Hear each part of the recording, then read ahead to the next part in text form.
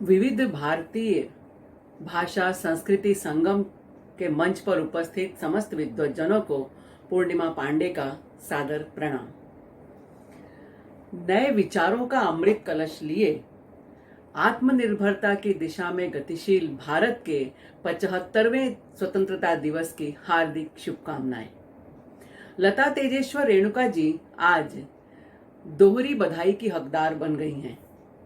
लता जी केवल अपनी मातृभाषा तेलुगु ही नहीं बल्कि अन्य सभी भाषाओं के प्रति आदर रखती हैं और हिंदी तो जैसे उनकी रग रग में बसती है।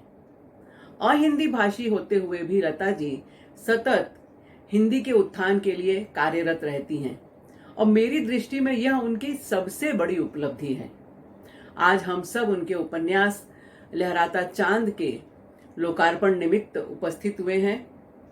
यह उनका तीसरा उपन्यास है। उनका पहला उपन्यास हवेली 2014 में, दूसरा उपन्यास सैलाब 2017 में और तीसरा उपन्यास लहराता चांद 2021 में आया है।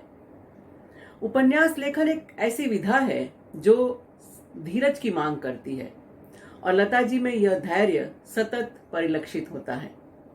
2014 से लेकर 2021 यानी 7 साल और इन 7 सालों में 3 उपन्यास, यह लेखन के प्रति उनकी प्रतिबद्धता दर्शाता है। जब हम उपन्यास के विन्यास की बात करते हैं तो सबसे पहले यह समझ में आता है कि लहराता चांद एक पारिवारिक परिवेश लिए सामाजिक उपन्यास है। उपन्यास शुरू भी होता है एक सामाजिक कथ्य से। असामाजिक तत्वों द्वारा कैद की गई निर्भीक पत्रकार अनन्या से। जब तक हम अनन्या के बारे में कुछ जाने, हम जुड़ जाते हैं उपन्यास के मुख्य पात्र डॉक्टर संजय और उनके परिवार से। उनकी कहानी में कई मोड़ आते हैं। यह मोड़ उपन्यास को रोचकता प्रदान करते हैं और एक गतिशीलता भी प्रदान करते हैं। लता जी ने अपने इस उपन्यास में नशा मुक्ति, भ्रष्टाचार, महिलाओं में डिप्रेशन जैसे कई सामाजिक मुद्दे उठाए हैं और केवल समस्या उठाकर उन्होंने अपनी समझ या अपनी सजगता की इति नहीं की, बल्कि समस्या को समाधान तक लाकर ही छोड़ा है। साथियों, ऐसा नहीं है कि लहराता चांद सिर्फ सामाजिक समस्याओं पर ही नजरें गड़ाए चलता है, बल्कि चांद की रूमानियत भी अपने अंक में समेटे हुए गुनगुनाता है। अनन्या और साहिल का साइलेंट लव, डॉक्टर अंजलि का एक तरफा समर्पित प्रेम, डॉक्टर संजय का निष्ठा समेटे समर्पित प्रेम, ये सब तो हमें दिखाई देता है चारों ओर। इसके साथ साथ साहिल के पिता अभिनव का विवाहेतर संबंध भी हमें दिखाई देता है। अभिनव की पत्नी शैलजा कभी टूटती है, कभी बिखर जाती है, लेकिन तुरंत ही संभल भी जाती है, कठोर निर्णय भी लेती है। अंजलि डॉक्टर संजय से एक तरफा प्रेम करती है और इस प्रेम को ही अपने जीवन का संबल बनाकर चल रही है, लेकिन अपनी मर्यादा बनाए रखते हुए।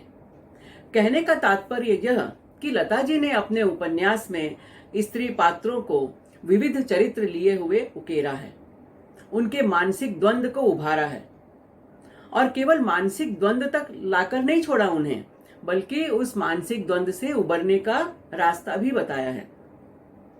इसके अलावा रम्या, अवंतिका, दुर्योधन, महुआ जैसे अन्य पात्र भी समय समय पर अपनी उपस्थिति दर्ज कराते हैं।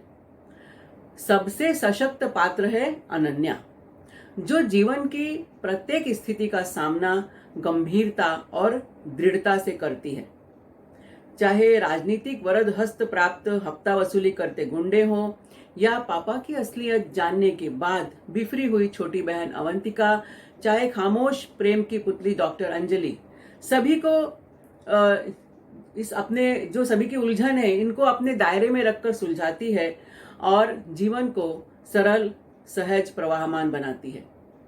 लहराता चांद एक संतुलित फिल्म की तरह है जो पाठकों का स्वस्थ मनोरंजन करता है। एक बार लता जी को पुनश्च उपन्यास की सफलता हेतु अशेष शुभकामनाएं। मुझे इस मंच पर आमंत्रित करने के लिए हार्दिक आभार।